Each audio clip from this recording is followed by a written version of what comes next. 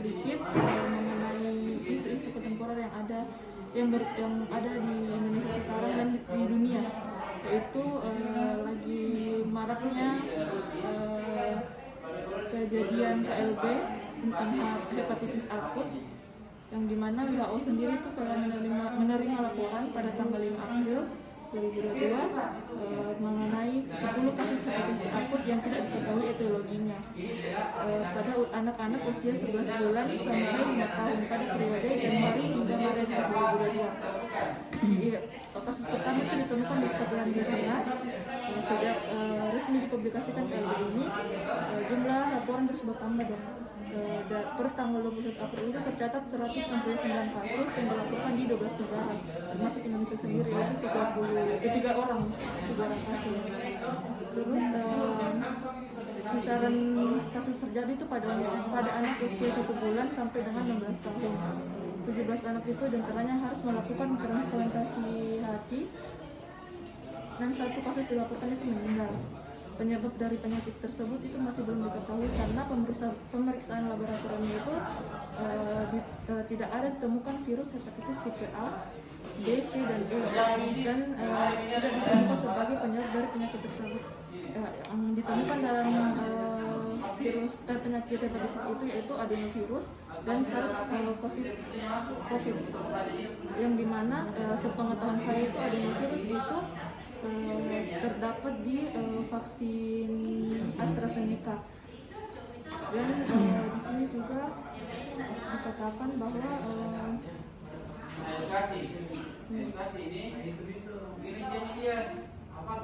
tanda-tanda gejala-gejala yang muncul di hepatitis akut ini yaitu seperti pilek, demam, sakit tenggorokan, dan diare. Dan di sini Kemenkes mengatakan langkah yang bisa dilakukan dengan menjaga kebersihan diri. Mungkin sekian dari saya. Mungkin ada pandangan dari dokter mengenai penyakit hepatitis akut ini. Iya, terima kasih. Terkait dengan isu-isu penyakit yang beredar akhir-akhir ini, memang cukup membingungkan. Saya sendiri sebagai orang kesehatan itu susah untuk langsung percaya atau tidak.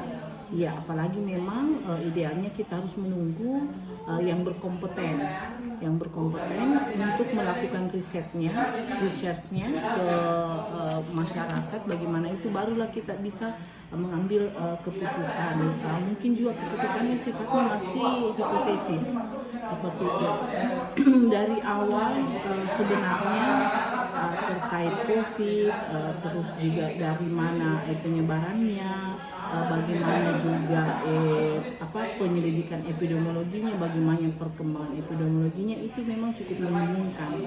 Dari awal kita ambil contoh, ini belum ke hepatitis, kita ambil contoh COVID. Bagaimana kita di ketatnya aturan-aturan, prokesnya, bagaimana kita, tapi ternyata juga masih terjadi bias di mana-mana. Sebagai contoh, kalau dikatakan memang COVID itu penularannya sangat cepat, dan memang betul-betul sangat berbahaya, tapi ada orang justru suami istri yang kontak malah, ya bagaimana suami istri, tapi biasanya cuma salah satu dari mereka saja yang kena COVID. Nah, seperti juga ini hepatitis tiba-tiba muncul sebagai dampak dari vaksinasi, di mana memang ini seiring atau hampir bersamaan dengan digalakkannya vaksinasi booster. Ya, saya sendiri belum vaksin booster, saya Pfizer. Yang saya juga pernah dengar Pfizer itu juga berdampak di hepatitis. Bahkan yang saya pernah dapat di media elektronik, infonya itu ownernya Pfizer katanya sudah ditahan karena akibat dari dampak dari vaksin Pfizer itu sendiri. Nah, jadi kalau memang kita berbicara hepatitis akut yang mengenai anak-anak balita ya dan remaja ya 11 sampai 16 tahun sebagaimana yang disebutkan tadi, ini memang cukup membingungkan. Iya, jadi saya pun kalau misalnya ditanyai oleh masyarakat umum itu saya bilang jangan terburu-buru dan jangan terlalu panik, tapi bukan berarti juga kita menyepelekan itu semua dan menganggap itu sebagai suatu hoax atau berita bohong. Tidak juga seperti itu. Jadi kita ambil jalan di tengah-tengah, artinya tidak juga terlalu ekstrim kita panik sampai bagaimana sehingga mungkin menimbulkan atau menjadi stresor yang berat, sampai mengakibatkan orang yang menjadi parno terhadap penyakit itu. Tapi bukan juga berarti kita bilang ini adalah suatu hal yang bohong, tidak seperti itu. Jadi sambil kita tetapkan tidak ada ruginya kalau kita memang menerapkan pola hidup bersih dan sehat. Dengan juga ada yang PISPK juga bisa itu kita terapkan seperti itu, kan tidak ada ruginya. Ya bukan berarti jangan nih kita terapkan itu pola hidup yang bersih dan sehat karena itu terlalu berlebihan bagaimana, seperti misalnya juga padahal sebenarnya PHBS itu sangat sederhana, salah satunya kan dengan cuci tangan pakai sabun.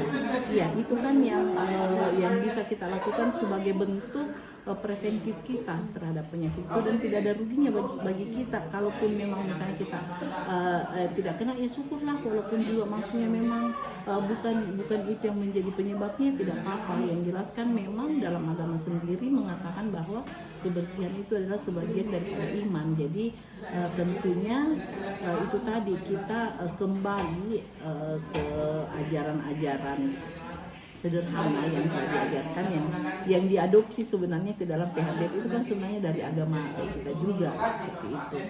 Nah kalau juga tadi dikatakan bahwa AstraZeneca karena mempunyai mungkin rantai DNA atau adenovirusnya tadi itu sama, itu juga kita tidak bisa. Saya sempat berdiskusi dengan teman-teman yang konsentrasi di surveillance dan imunisasi.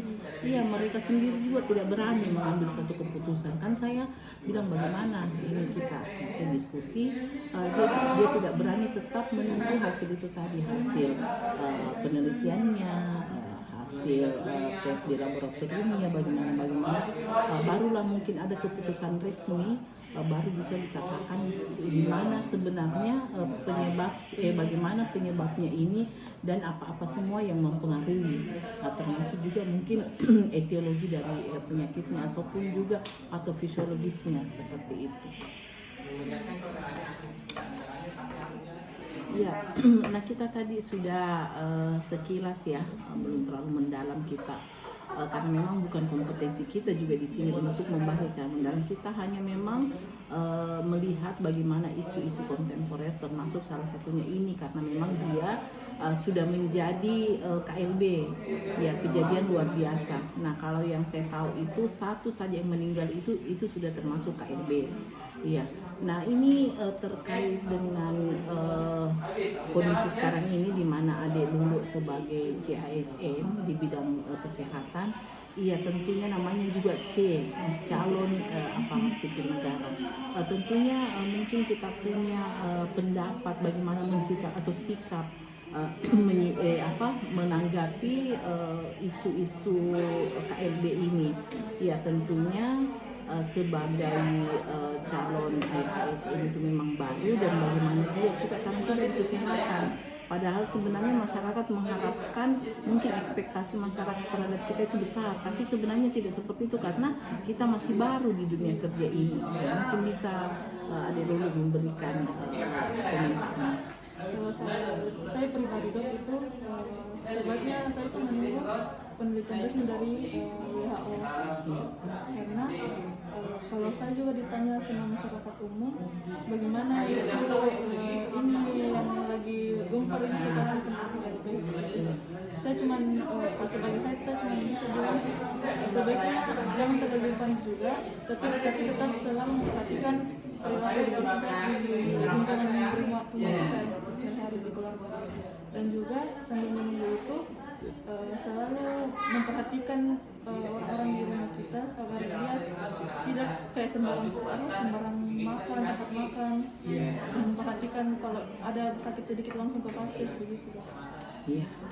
Ya, saya pikir itu cukup bijaksana. Jadi kita juga tidak bisa terlalu over atau sok tahu tentang hal begini yang memang sebenarnya kita tidak ketahui secara mendalam. Ya, saya rasa itu sangat bijaksana. Terima Terima kasih kasih. dok. Mungkin sekian dari kami. Assalamualaikum.